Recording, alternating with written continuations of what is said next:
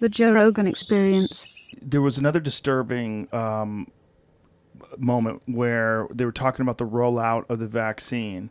And Jamie, who was that guy that was advocating for not rolling it out to elderly people because elderly people are predominantly white, and that we should instead give it to people that are essential workers first, because essential workers are more often people of color, and that this will balance things out. Like literally say, if more white people die, it'll be better because we'll have more of a balance. This came from the CDC's advisory committee responsible for deciding who should get the vaccine first or not.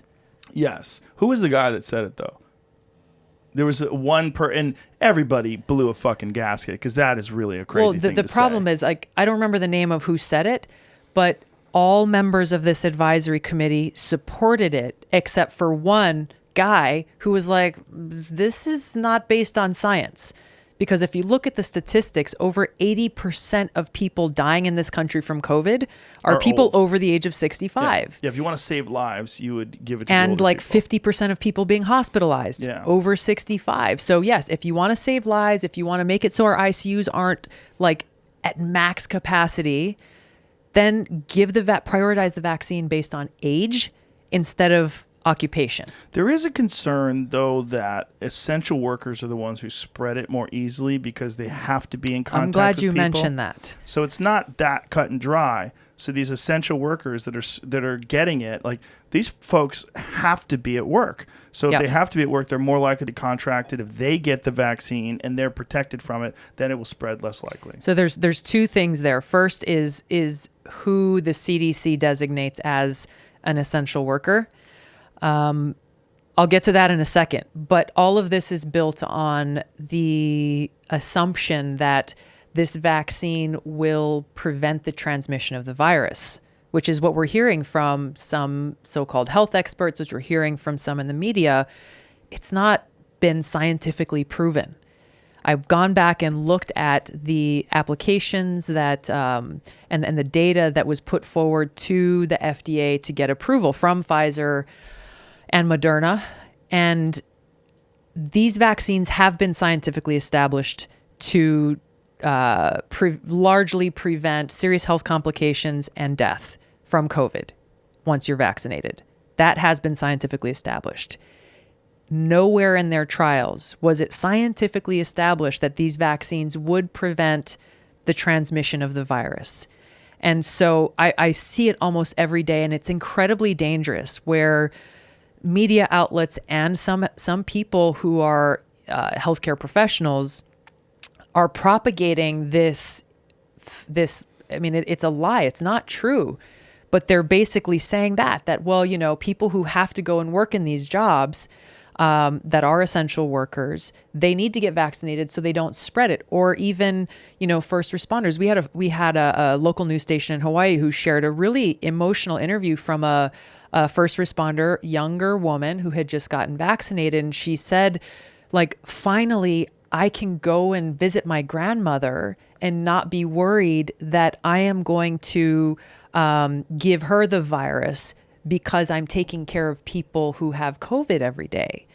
And what is so dangerous about that is she got the vaccine. If she has then gone and visited with her grandmother, she could still, and Dr. Fauci's talked about this and others, because this virus lives inside your nasal passage, you can be vaccinated and you can still pass it on.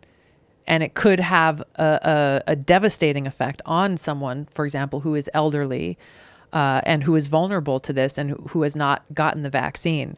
So anyone who is saying that, well, we have to vaccinate these people or those people based on their occupation because we don't want the virus to spread, it has not been scientifically established that the vaccines prevent that.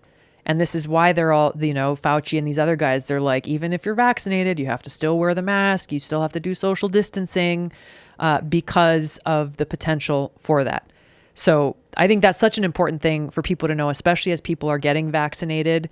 not to have this false sense of security that just because you've gotten the vaccine, now you can go visit grandma in the nursing home because you're not going to expose her potentially or put her at risk.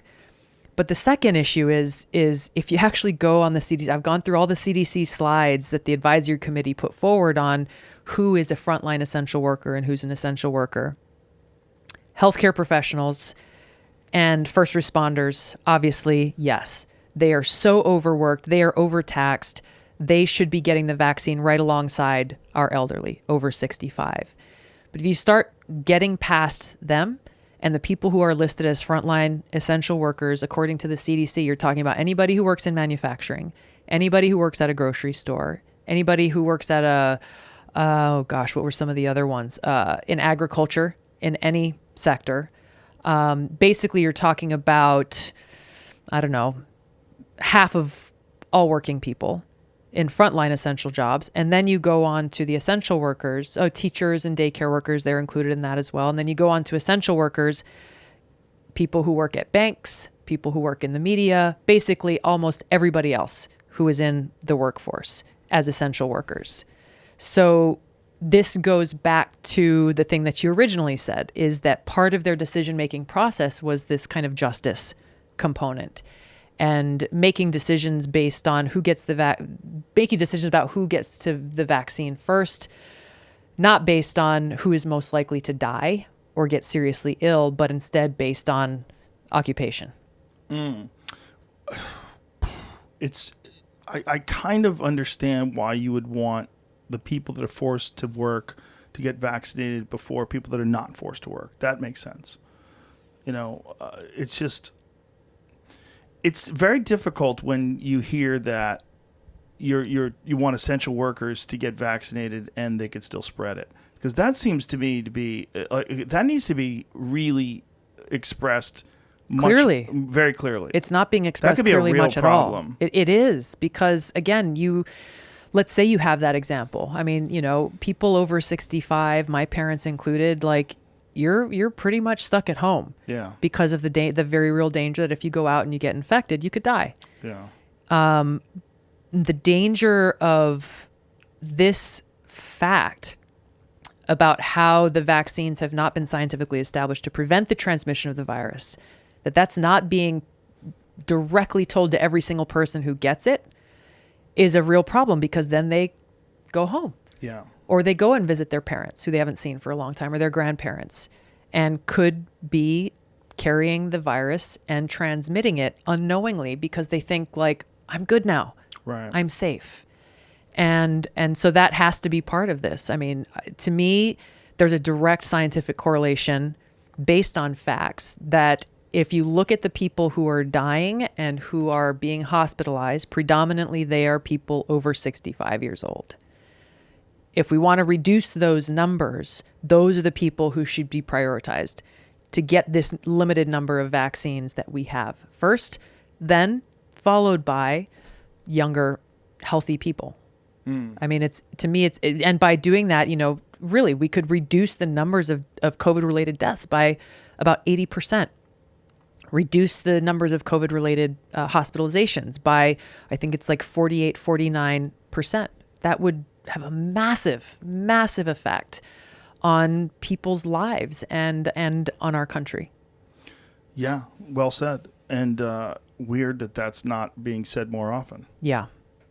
I've been pushing both our state leadership in Hawaii and also the Trump administration. So the Trump administration, just in the last few days, I think it was January 12th, I think, the Department of Health and Human Services did actually adjust their recommendations. And they said vaccines need to urgently go towards people over 65. It is something that they have strongly recommended to the states. At this point, it's up to the states to choose whether to implement it or not. Texas is one of those states that has, and there are a few others. But at this point, kind of the lives of our parents and grandparents are in the hands of the decisions being made by the governors and state health officials in each state. Catch new episodes of the Joe Rogan Experience for free only on Spotify. Watch back catalog JRE videos on Spotify, including clips. Easily, seamlessly switch between video and audio experience. On Spotify, you can listen to the JRE in the background while using other apps and can download episodes to save on data cost, all for free. Spotify is absolutely free. You don't have to have a premium account to watch new JRE episodes. You just need to search for the JRE on your Spotify app.